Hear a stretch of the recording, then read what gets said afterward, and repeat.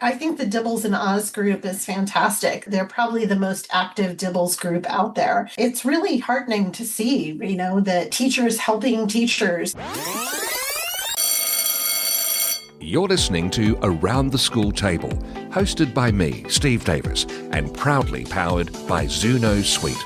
We'll be bringing together the many voices shaping primary and secondary education across Australia, from principals and teachers to education thought leaders and system innovators. Whether you're in the classroom, the staff room, or the boardroom, this is your podcast to be informed, inspired, and connected.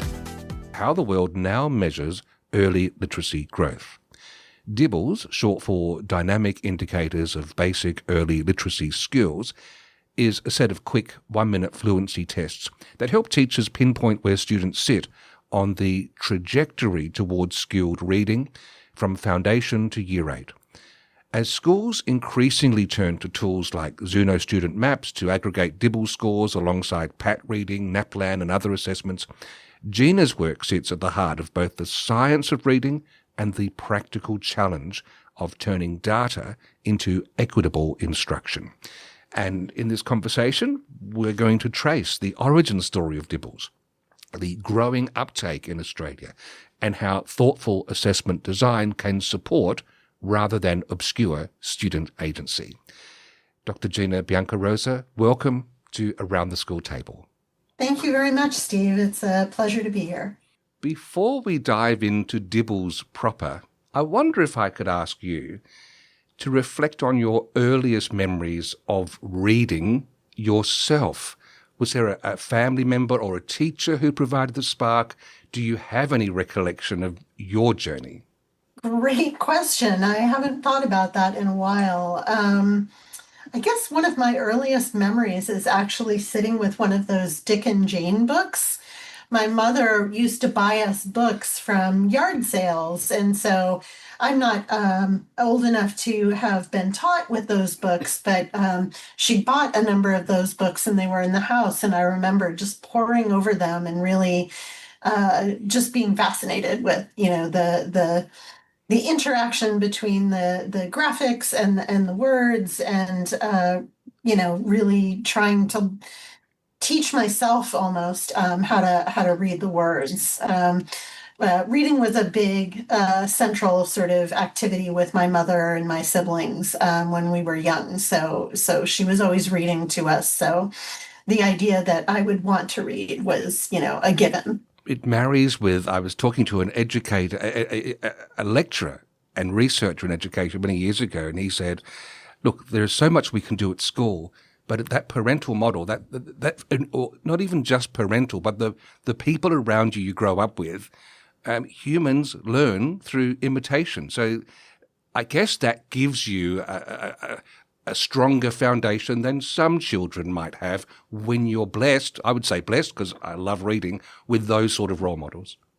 No, I totally agree. And, my mother wasn't highly educated, but she always had a good romance or mystery novel on her. And so, again, just that modeling of being engaged with reading, that was just a normal everyday thing to do was really important, I think, in my upbringing.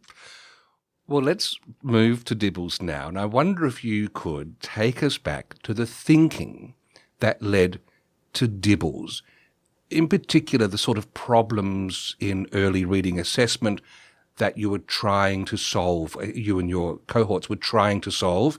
And why did you land on short 1-minute fluency measures rather than lengthier comprehension tests? Discuss. The folks who kind of came up with DIBELS, I was not around for the birth of DIBELS, but Mark Shin had this idea of what he called dynamic indicators of basic skills, or DIBS, and this idea that you might be able to develop some sort of an assessment system that would give you, in a very quick and dirty way, a sort of bead or read on how a student is doing in these sort of basic arenas. So real focus on early early learning at that time. And his colleague, who was at the U of O at the time, Roland Good, and some of his students really took that idea and ran with it. And that's sort of how DIBELS was born. And so the original subtests that came out were actually part of Ruth Kaminsky's, I'm not going to remember now if it was her master's thesis or her dissertation, but it was really born of a student product being led by University of Oregon faculty. And that problem space they were really trying to address was that existing literacy assessments really took a long time to administer. So there were lots of informal reading inventories. If you're familiar with those, they take a while because you're giving a child numerous lists of words, trying to find where their instructional and independent levels are and their frustration level, and then repeating that with passages and asking them questions about every passage they read. And so it could take a good half hour to an hour to assess a student with one of those inventories. And that just isn't really feasible in a classroom where you've got, 20, 30, even 40 kids in that you're responsible for.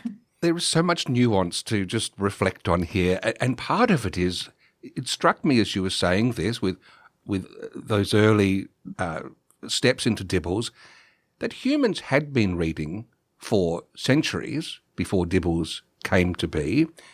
We kind of got through. But is that broad brush kind of got through part of the problem?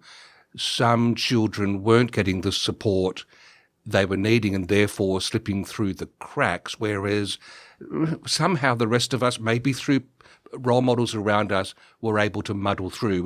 Was that the landscape in which DIBELS was born? Yeah, actually, I think that's a really important nuance to it that I didn't highlight, which is that the idea was that we aren't, and even today, we're still not reaching all learners. And so we needed tools that would enable us to identify who needs that extra boost in order to perform or learn to read and read with comprehension better. And so I think in years past, 100, 200 years ago, if you didn't get it, you didn't get it and you didn't move on. And there was a real shift, I would say, in the latter half of the 20th century where we were starting to have inclusive education, starting to really have higher expectations of all students. And this was very much, DIBELS was very much a tool for identifying the students who needed extra help and differing intensities of extra help in order to help them actually acquire reading. I love that phrase you use, reading with comprehension, because ultimately that's the end game. To get to a point where you can rattle off the words is one thing, but to understand their context and perhaps a deeper meaning, now in this point in history more than ever, we need to have a deep ability to comprehend what's being said, because there are subtexts and there are people playing with our emotions and our intuitions. It's almost like it's more important now than ever it was. Unless I'm making too much of that, what do you think? No, I think that's absolutely right. And for too long, there's been this perception, and I think there still is this perception in the general public that as long as you unlock the code, right, and you learn how to decode the words, comprehension will just magically happen. And that's really not necessarily the case. And it requires explicit instruction just as much as, learning to decode the words does to really make what is sort of a black box process in the head to illuminate that for young readers so that they understand that what seems automatic for their family members or their peers, that there's an actual method to how they're actually deriving meaning from what they read as they read. Now, you mentioned at the beginning of Dibbles, there was this awareness that there were some early dynamic indicators of how children were faring, which leads to the other thing. You mentioned subtests as you were talking. Now, these Mhm. include things like letter naming fluency, nonsense word fluency, oral reading, etc. There's a number of them. Mhm. Can you explain how these subtests map onto the research of how children actually learn to read? Sure. They very directly map onto that. I would say letter naming fluency is the one exception. Letter naming fluency is it's highly predictive of how well students learn to read by the end of third grade and even into their high school years or secondary school years. But it's not a skill that is a direct, so it's predictive, it's related to those outcomes, but it isn't causal, if you will. So just by teaching someone their letter names, they're not going to learn to read, right? Because you actually need to know the sounds associated with those letters in order to read. So we include letter naming fluency simply because it is easy to assess and highly predictive of later performance. In contrast, all of the other subtests are really part of what goes on in the head as we, take in printed words and try to turn them into language. And so phonemic segmentation fluency really gets at that association of sounds with letters, which is really one of the first, we call it the alphabetic principle. It's sort of one of the first key insights that one needs to have in order to be able to read. When we look at nonsense word fluency, that is tapping into the ability to associate those sounds with letters, but to do it in the context of a word. And so it expands the understanding a little bit to understanding the sounds that letters make based on their position in a word. And I'll digress for a moment to just say we use nonsense words because then what we don't have to worry about is that this is just a word from environmental print that a student has memorized and just knows, right? So a child might know the word. Let's say mum, right? You all call your mothers mum, Yep. and so they might recognize the word mum without understanding that the M says and the U says right? And so what we want to do is disassociate their oral vocabulary, if you will, or their sight word vocabulary from their ability to decode. We do assess their sight word vocabulary using the word reading fluency subtest. And that one uses those high frequency words like mum or even school, which is not particularly decodable. It kind of breaks a lot of rules. Um, Yes, yes. Ironic, isn't it? Right, right. But it's a word that we do expect students to have been exposed to and to be able to recognize in print. So we have both that nonsense word fluency that gets at that decoding sort of engine, and word reading fluency, which gets at their sort of exposure to environmental print and high frequency words. The nonsense in nonsense word fluency, I was thinking more Dr. Seuss coming up with nonsense words, but I'm taking it there's a different meaning to the way nonsense is being used here. They are nonsense words. They're not real words, but they are decodable. So instead of the word mum, we might have a child experience the word mim, right? That's not a real word as far as I know, but it's decodable if you understand the sounds that M and the an I in the CVC position makes. Consonant, vowel, consonant was CVC. Yeah, they're made up words, and we tell children these are made up words, but we're going to ask you to read them just like you would read a real word. It's a task that some teachers really have a hard time with, but it's just very it gives us a lot of information about the student's ability to the degree to which they really understand those sound symbol correspondences and the letter and the spelling patterns themselves. So we start with consonant, vowel, consonant, but we get into like the silent E or the magic E, as it's often called, and other spelling patterns as well. I get the image of acrobats practicing on the trapeze when you're playing with nonsense words, because you're just testing the limits and seeing how you get familiar and how you can work out where it's coming and get that feel for it. That's the image that you painted in my mind. And before I let you finish with that run you were on, I do thank you on behalf of Australian listeners that you said mum instead of mom, because Americans tend. Did you do that just for us because it was Australia? That was very nice. Oh, thank you. Now, were you going to say anything about oral reading fluency or the maze? Yeah.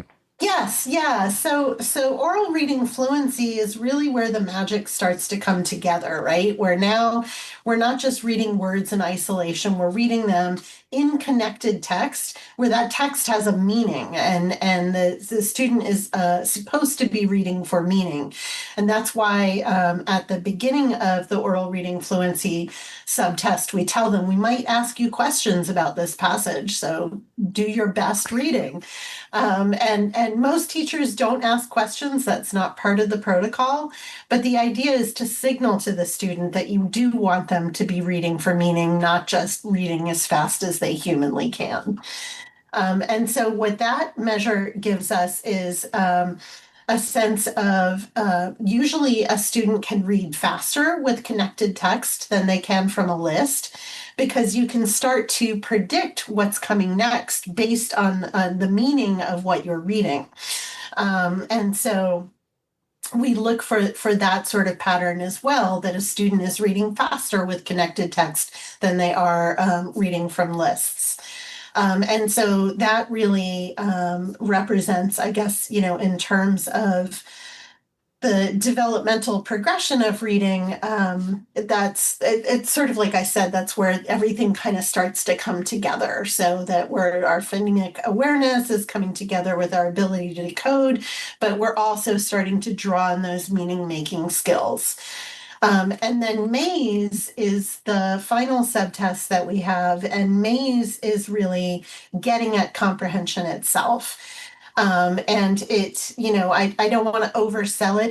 It's not like a deep comprehension measure. So it's not going to get at a student's ability to analyze characters and their motivation or the author's purpose in choosing these words. But it does get at their ability to understand sort of what should be in the passage based on what they already understand from the passage. And for those who don't know, a maze is where you take every sort of seventh or so word and you delete it, and you offer the reader three options, and they have to choose either the correct option, which is there, but then there are distractors that are the same part of speech. So we're not just testing their syntax knowledge, but then, they, in the upper grades, there might be some really seductive distractors that make sense overall with the passage, but not in the sentence proper, or the sentence where that deletion has occurred. And that enables us to, again, really get at the degree to which the students are able to make meaning as they're doing and going through the passage. I love everything about that. I want to do that test. I'd be fascinated to see how I fare. And secondly, probably best that I'm not a teacher, because it would be a recipe for mischief if I was running that and coming up with the maze. But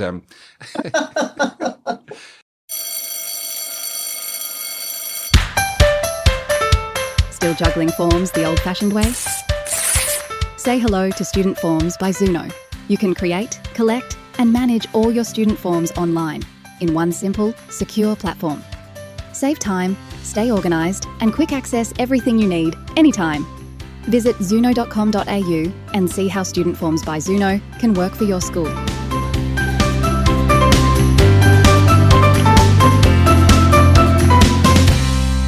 Gina, I'd love to just test my intuition with you, because when I was, as listeners know, I'm not a teacher.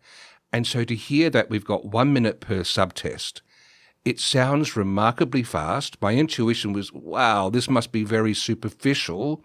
Clearly it's not. There's a lot underneath the surface that's going on. How can these, what appear to me as brief measures, illuminate so much about the child's progress? Gosh, that's a really good question. I don't think I've been asked that one before. I guess it's a minute is a lot longer than we think about, right? I mean, it's particularly for a beginning reader, a minute is a really long time to be trying to read, and particularly if they're struggling, right? And so the idea is we want to get just enough information to understand where they are in their growth trajectory. And so by assessing everyone for the same amount of time, we're able to kind of create norms that allow us to see where a student falls relative to their peers, but also to see how their score pans out in terms of predicting how they might do on a more comprehensive measure of reading at the end of the year. So our cut scores on the measures are based not on the norms and that sort of compared to peers data, but rather on predicting to a much more comprehensive measure that takes longer to administer.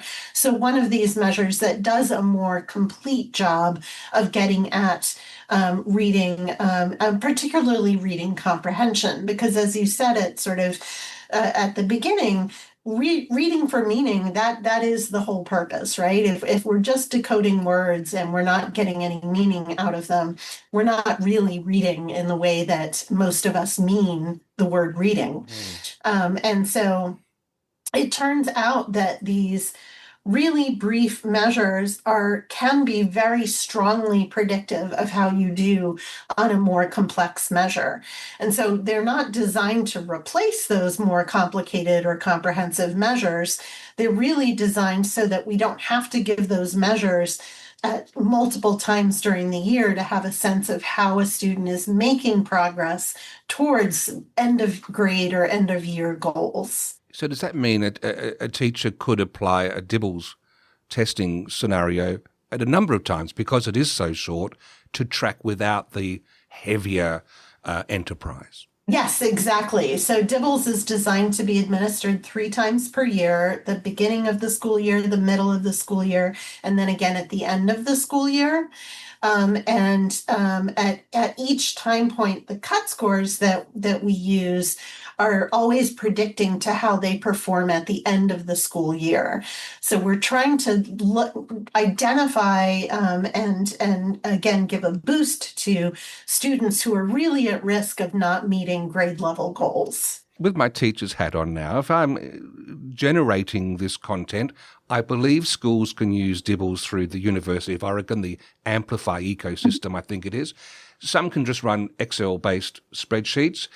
I also know there are integrated tools like Zuno Student Maps, etc. They have capacity to capture this data.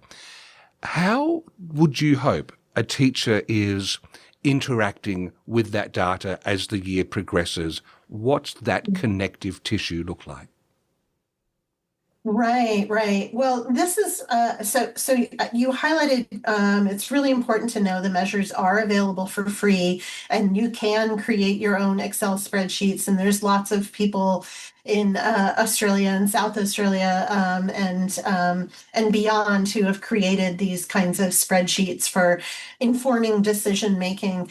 But there are two data-based decision-making systems that are available, both offered by Amplify Education. One is called the DIBELS data system, and this is one where you just enter in the scores based on your paper-based administration of the measures, and you get back all kinds of reports. And then there's the M-class system, which actually has digital administration, so it does the scoring for you. And the advantage of both of those systems over using an Excel spreadsheet is that they have access to what we, for lack of a better term, are growth norms.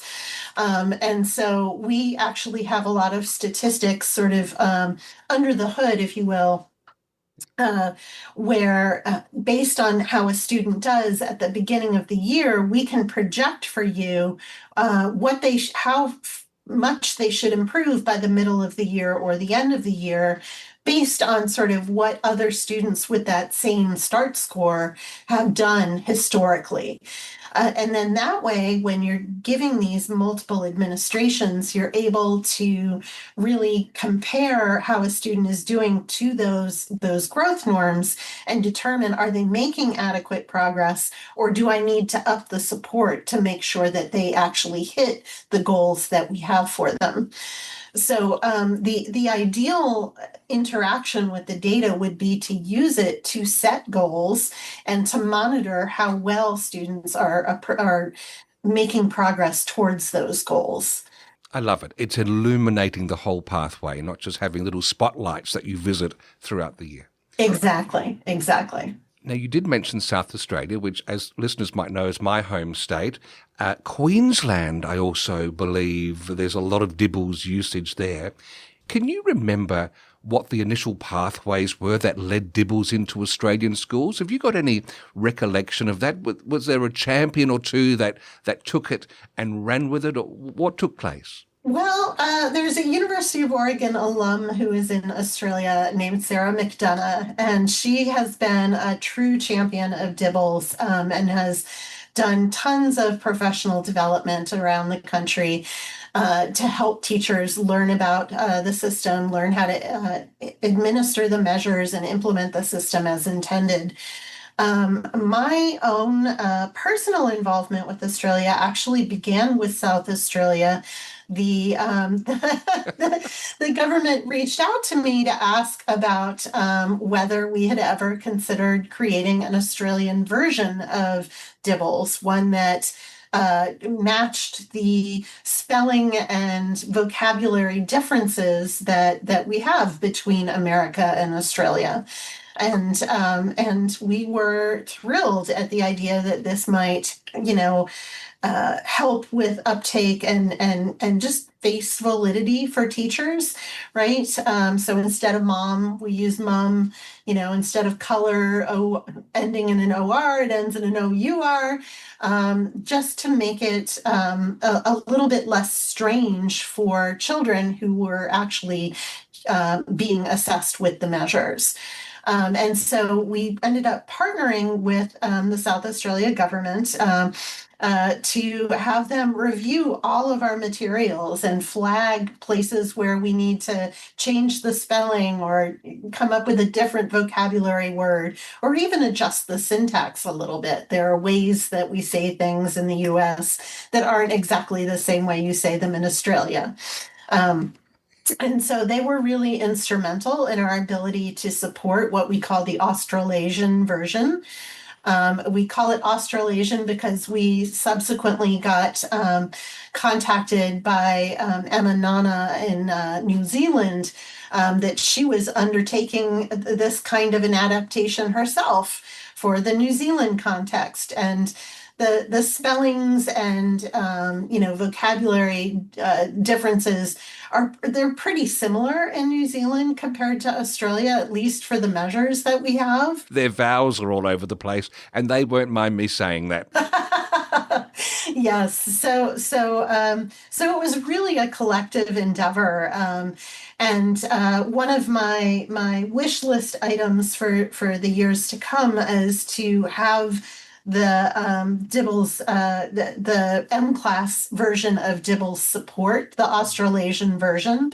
Right now, it only supports the American version of DIBELS, but as I said, the most of the changes are relatively minor. We tried very hard to keep the versions as parallel as possible. And one of the things that we did, or that we encouraged the South Australian government to do, was to study, like, how did students perform when we give them the American version versus when we give them the Australasian version.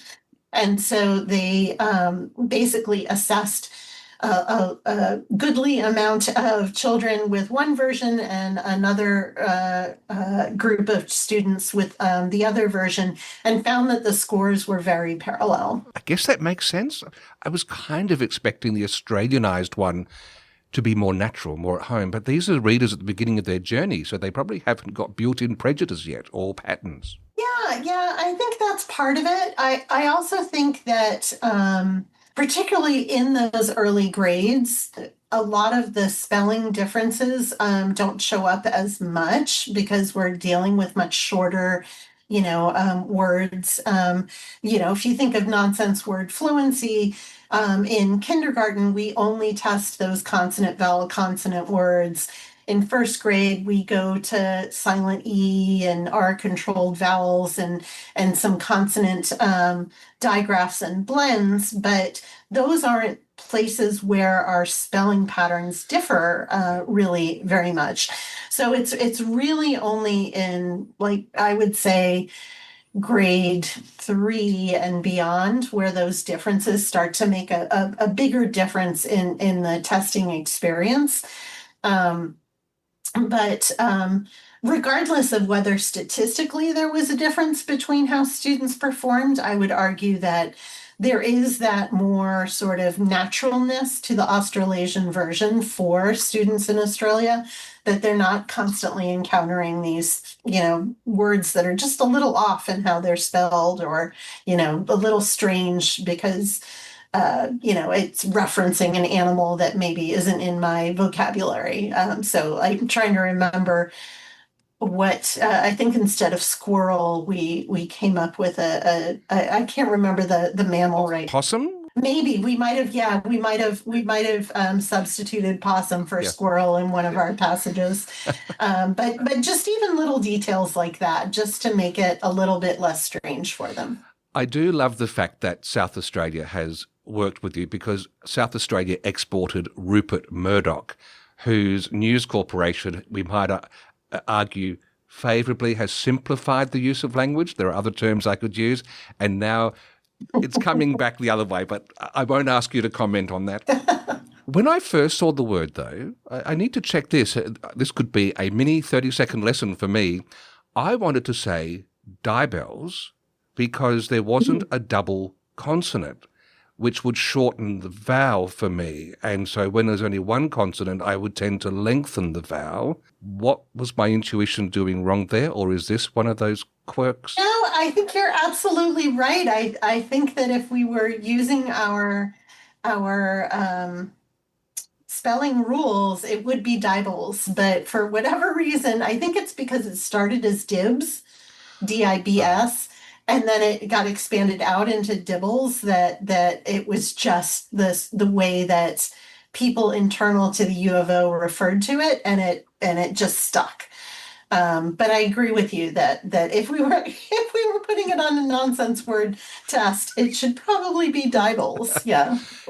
Are there any subtle techniques around phrasing, timing, or even the environment that would make a big difference to both the reliability of the data and the child's experience of being assessed? That is a fantastic question. So we strongly recommend that people get training in how to administer the measures. We try to make them stand alone. So we've got our administration and scoring guidelines. But I would say that, 90% of the questions that we see out there on social media about administering and scoring the measures are issues that are answered in the administration and scoring guide. And I think it's just overwhelming to have to read a manual and translate that into practice versus if you attend a training and you're kind of learning in chunks and practicing as you go. I just think it's a much more supportive way of learning how to administer and score the measures. As well as how to deal with the data on the back end, which we don't have a ton of support around. I will acknowledge that, yeah. On the data, I know there are people at Zuno Student Maps leaning forward, wanting to get your answer on this one. If we look ahead 5 or 10 years, how would you like to see DIBELS integrated into broader school-level data systems? Is it enough to be using the Amplify ecosystem, or do you see that it's set up and it's ripe for other forms of integration? That's an interesting question. I haven't really thought about that very much. I do think that the Amplify systems support the intended uses of DIBELS very, very well. We have all kinds of reports that the University of Oregon really has done a lot of work around to study and understand which reports teachers find the most useful. And so the reporting options that are available in the DIBELS data system and the M-class system are really pretty high leverage reports. I worry a little bit about it being integrated. I mean, it should be integrated into the assessment ecosystem, if you will, of a school or a district. But I often worry that people start to use the scores to inform decisions they weren't originally designed to inform. And so one of those that's a hot topic in the US is using them to understand teacher productivity or as an accountability measure. And that really starts to be problematic because these are all fluency measures, and there's a point at which faster is no longer better. And when you put it into an accountability system, it assumes that higher scores are always better. And there really is sort of, if we picture a curve, a sort of leveling off of that curve, an asymptote that limits the information we're going to get on those higher ability readers. That is so important with comprehension, isn't it? Because my wife gobbles books at the rate of the speed of light, and I do wonder how much nuance has she skipped over. She's going to listen to this, and I'll get the feedback that I'm probably talking outside of school. But there is, I think that's a beautiful point. The whole thing that you've explained with DIBELS is there's nuance, and we're looking for those dynamic indicators. And so we can't treat it as a blunt tool. It's got its focus. It's got its purpose. Exactly. DIBELS in Oz is a group, a club that's formed. There are the teachers involved in this. I guess there are others experimenting with things. What do you think? Does that surprise you that this ecosystem is sort of bubbling out with these different outposts and cohorts of educators working together? I guess, 20 years ago, it would have surprised me, but I think with social media these days, people find their people, right? And so I think the DIBELS and Oz group is fantastic. They're probably the most active DIBELS group out there in terms of what goes on in social media, and it's really heartening to see that teachers helping teachers and answering each other's questions and being very thoughtful about it. I lurk on Facebook quite a bit. And I usually don't have to weigh in because the teachers who know their stuff are right there helping their peers. And so I think it's fantastic and really thrilled with the uptake and the sort of community that people have built around DIBELS. I want to close with your personal reflection on gratitude for being able to read and comprehend things, because last night with my 15-year-old, we finished watching the 2025 movie Frankenstein, which is so dense and thoughtfully made. It's whetted my appetite to dive back into Mary Shelley and read the book again. I've recently been on a sojourn of reading Russian classics by Dostoevsky and Tolstoy, and I am so thankful that I can stick with it and wade through it. Are there any works of literature or any other application of reading in your world, Gina, that you're grateful for being able to, as I think I used off air talking about this interview, suck the marrow out of the thoughts and the writings of others? Yeah, I am absolutely grateful. I often, reflect on the fact that reading has been such a central part of my life, from very early on, and I've always looked at it as a real gift. And I've been an avid reader from the get-go. My siblings and I would come back from the library with, the maximum number of books that you were allowed to check out each time. And I just remember pouring through them and in terms of particular works, gosh, I have so many favorites. Jane Eyre is a real favorite. What else? This is more kiddie, but the Anne of Green Gables series was just one that I read obsessively as a youngster. I don't know if it's. Are you familiar with it? Oh, yes, it's Yeah, big. okay. Yep. I wasn't sure if it had crossed the pond or not. Yes. I've always seen it as a gift, and so one of the things that I did as a college student was I was a reader for the blind, and because I saw it as such a gift, and I thought, well, if I can help someone else be able to read, where they literally, wouldn't have access to the text without someone to aid them.